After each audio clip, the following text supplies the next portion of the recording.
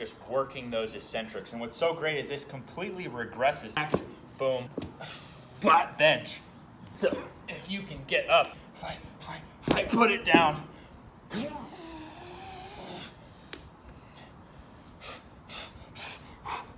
whoa, that's tougher than I was expecting. I'm gonna be very sore. Welcome to my 2-year speed plan. We're gonna look at what I think is the most important exercise for speed out of the 10 lower body motions that I train. It's the Nordic. Now, we're gonna look at this across 8 different 12-week programs. The first 12 weeks is the only 12 weeks that you don't necessarily have to start training your Nordic. Many people would be advised to first spend 12 weeks in my Zero program. It's optional. I'm here to help you progress as you feel ready. But the reason is that when you bend your knee all the way and then you get stronger in this position, you're causing not only active muscle changes, but passive changes to the tendons and ligaments to strengthen them. They actually grow and strengthen like muscles do, but they take longer because they have less blood flow. Now, full knee bend has gotten a bad rap in some cases, but if you actually look at the science, number one, it's proven when you progress this without pain to prevent lower body injuries. And if we look at the greatest athleticism longevity cases ever, guys like Kadur Ziani, Stefan Holm, arguably the 2 highest jumpers ever, they're still in their 40s, super bouncy, dunking despite not even being 6 foot tall. And they were the best full knee benders, and in some cases, full knee bend innovators of any of their peers. So you don't need to fear full bend. What we do want to build is pain-free full bend. When that's really stable with your flat ground ATG split squat, no pain, full hamstring, cover the calf, now is when I would really want to start getting into the Nordic itself. So now let's move to step 2. In dense strength, now we're going to spend 12 weeks just working those eccentrics. And what's so great is this completely regresses both in terms of your ability as well as equipment usage. If you're a pro athlete, go ahead and get a Nordic bench. It's 1/10 of the price of a normal, gym equipment machine. This, the Home Gym Guys Nordic bar, I can take this anywhere, hook it onto a rack, use some aerobic steps, and make my own Nordic bench. Or you could even use a bench like this. So you have a variety of options. If we take about 10 seconds here, you can see also that I found a number of ways from home or gym or elsewhere to do Nordics with no equipment at all. So you've got plenty of options. Everyone can do it. Everyone can get into it. And if you look in the description, I even put links to any products that I use. Now in the standards program, we have a strictly measurable target in honor of Marty St. Louis, which is glutes contract first. That lifts the torso off the bench. Then hamstrings finish the job. Marty went from undrafted to Stanley Cup champion, MVP. And if you look at this video at age 35, he was the only guy in the gym of 25 NHL guys who could do that Nordic right there. So this left us a brilliant clue as well as a strictly measurable target. But just as our eccentrics and dense strength scale so that anyone can do it, anyone can also be working toward the standard of flat bench. It simply regresses by elevating your hips. So you do the exact same motion. Glutes contract, boom, pull. As you get stronger, you go lower. Now, once you can do flat bench, then you add in the Jonathan Edwards. This is what Jonathan Edwards did, which we see and come to think of as a Nordic, which is fighting down as low as you can and pulling back up. He did this for 20 years, once a week, going from a guy who his country wouldn't sponsor because they said that genetically it would be physically impossible for him to be a triple jumper, to making the Olympics, to getting a little bit better. And in his 4th Olympic cycle at age 34 with gray hair, won gold in the triple jump, making arguably the greatest speed transformation in human history. He did this once a week. Now, we don't necessarily have 20 years to do that once a week. So how could we potentially accelerate this process after 12 weeks of working on the St. Louis up with the Jonathan Edwards down? By now utilizing the clues left by perhaps the fastest speed transformation ever, meaning a guy who at age 16 was being laughed at by college recruiters, and by age 22 was a first-round NFL draft pick. He added weight to his Nordics. Now, to do this strictly, what I like is to use a plate to do the Marty St. Louis on the way up, because if the plate leaves the chest, then you're cheating. So if you can get up without that plate leaving your chest, it creates a really nice, strict, measurable mark. Then on the way down, you can actually handle more load. So we're gonna take more than we did on the way up, and we're just gonna fight, put it down, and then pull ourselves back up. Now, where are things at right now? I'm actually personally finishing up week 10 of the dense strength program, meaning I live each program. So I just lived the 12 weeks body weight only. Now I'm finishing up week 10 of dense, where I'm just working eccentrics. Then I'm gonna go in 2 weeks and spend 12 weeks working on the standard, the St. Louis up with the Jonathan Edwards down. Then I'm gonna spend 12 weeks actually really working on how much weight can I go up versus how much weight can I fight down, which is really a blend of the Marty St. Louis with the Jonathan Edwards with the Adam Archuleta. So to be really specific, 0, dense, standards, anyone can do. My mother is also on dense, and she will go on to standards because everything regresses. But I don't think someone should go into genetic potential unless they could actually do the standard. So someone, I think, would start over then at that point if they get to the end of standards and can't do the standards. Whereas someone who's hit the standards, yes, this is looking at how can I help you go even farther.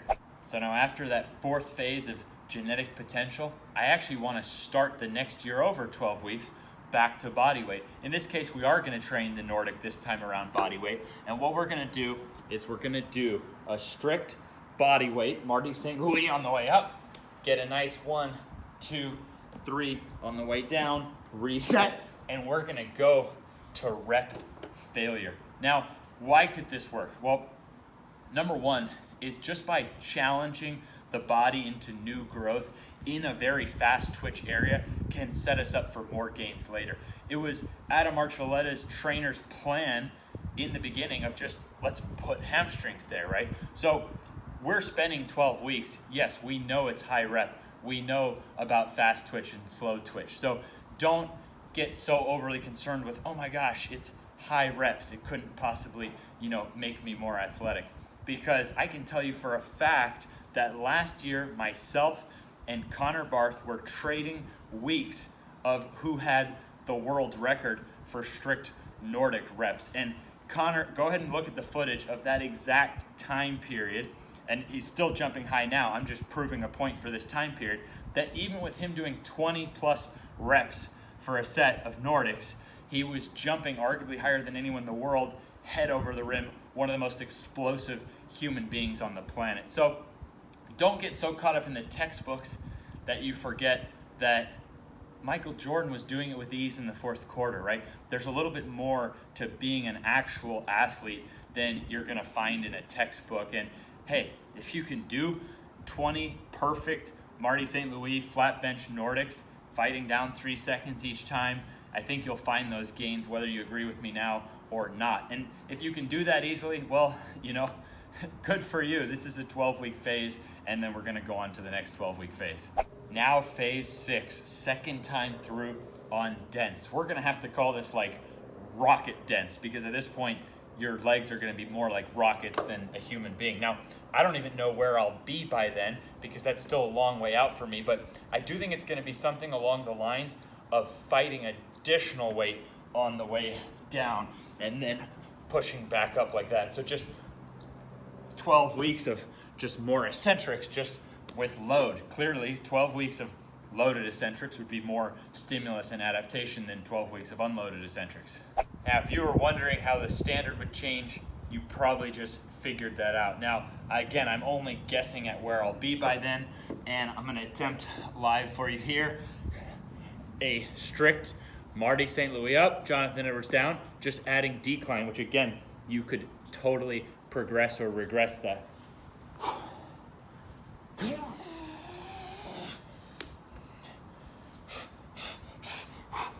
Whoa, that's tougher than I was expecting.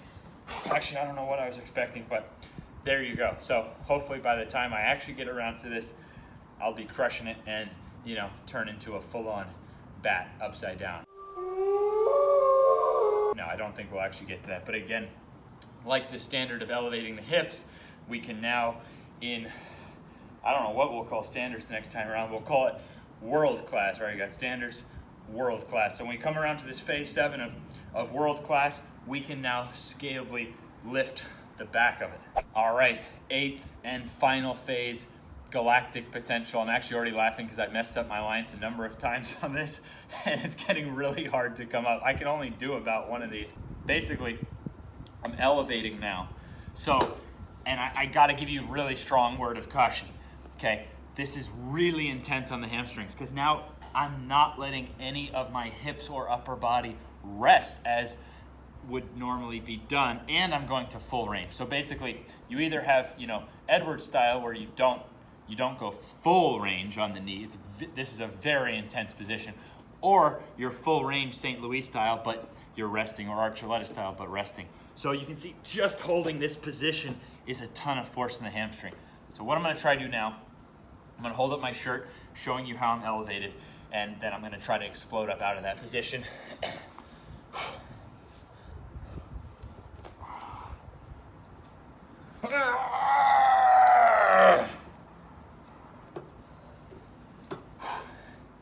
I'm gonna be very sore. It's a lot behind the knee and the bottom, okay? Keep in mind, I'm not even planning to work this for over a year from now in terms of actually working it for sets and reps in my training. Bottom line is this. I think that your crazy dreams can come true. I think that you can make millions of dollars. I think you can break world records even if you don't have the genetics for it, because we have proof. Jonathan Edwards didn't have the genetics for it, broke a world record.